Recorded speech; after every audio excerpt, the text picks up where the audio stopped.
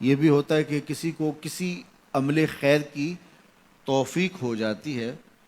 تو وہ اس پر اللہ کا شکر کرنے کی بجائے دوسرے لوگوں کو جو فی الحال اس توفیق سے محروم ہیں حقارت کی نظر سے دیکھنا شروع کر دیتا ہے۔ بعض اوقات کسی کو نماز پڑھنے کی توفیق مل گئی تو وہ بے نمازیوں کو حقارت کی نظر سے دیکھنا شروع کر دیتا ہے، تو یہ اس کے عمل کا عجب، اس کے عمل کو برباد کر دیتا ہے۔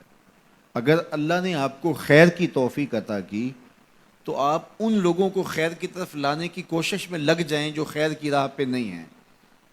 بے نمازیوں کو نماز کا عادی بنانے کے لیے آپ کی جد و جہد شروع ہو جانی چاہیے کہ یہ خیر مجھے نصیب ہوا تو اس کو بھی نصیب ہو جائے، نہ یہ کہ آپ کسی کو حقارت کی نظر سے دیکھیں اور خود پسندی کے مرض میں مبتلا ہو جائیں کہ دیکھو میں نمازی ہوں اور میرے پاس یہ ہے اور فلاں کے پاس یہ نہیں ہے۔ تو اس پر اللہ کا شکر ادا ضرور کیجئے کہ اللہ نے مجھے توفیق عطا کی، لیکن کسی کو حقیر جاننے کی بجائے اس کو خیر کی راہ پہ لانے کی کوشش کریں، تو یہ آپ کے صالح اعمال کی قبولیت کا ذریعہ بن جائے گا۔ نہیں تو اگر ریا شامل ہو گئی تو عمل برباد، اگر تکبر آ گیا تو اللہ کو تو پسند ہی نہیں ہے، اگر عجب پیدا ہو گیا تو عمل کا نتیجہ آپ کو نصیب بھی نہیں ہو سکے گا۔ اس لیے عمل خالص ہو، صرف رضائے الہی کے لیے ہو،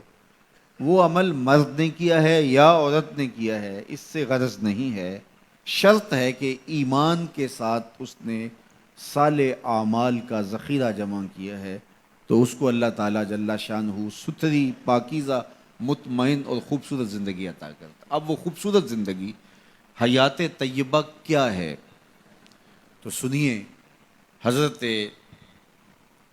سعید بن جبیر رضی اللہ تعالیٰ عنہ فرماتے ہیں کہ حیات طیبہ سے مراد الرزق الحلال ہے۔ اللہ جل شانہ جس کو پاکیزہ اور ستھری زندگی عطا کرتا ہے اس کو رزق حلال عطا کر دیتا ہے۔ حلال رزق کا نصیب ہو جانا ایک خوبصورت زندگی کا نصیب ہو جانا ہے، چونکہ حلال میں طمانیت رکھی گئی ہے۔ ایک شخص جتنا بھی حرام رزق اکٹھا کر لے اس کو اس سے طمانیت باطن، سرور باطن نصیب نہیں ہو سکتا، اس کے اندر اطمینان اور قرار نہیں آ سکتا، کیونکہ حرام میں یہ ہے ہی نہیں۔ تو حلال تھوڑا بھی مل جائے لیکن ہو حلال تو وہ باطن کی طمانیت کا سبب ہے، اندر کی روشنی کا ذریعہ ہے، اور ایک سرشار، مطمئن، خوبصورت اور خوشگوار زندگی کی ضمانت ہوتی ہے رزق حلال۔ اللہ ہم سب کو اپنی جناب سے رزق حلال ہی نصیب کرے،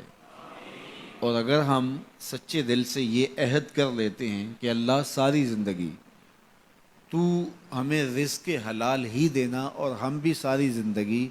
حرام کے ایک لقمے سے بھی اپنے آپ کو محفوظ کریں گے، اللہ آپ کے لیے حلال کے راستے کشادہ کر دے گا۔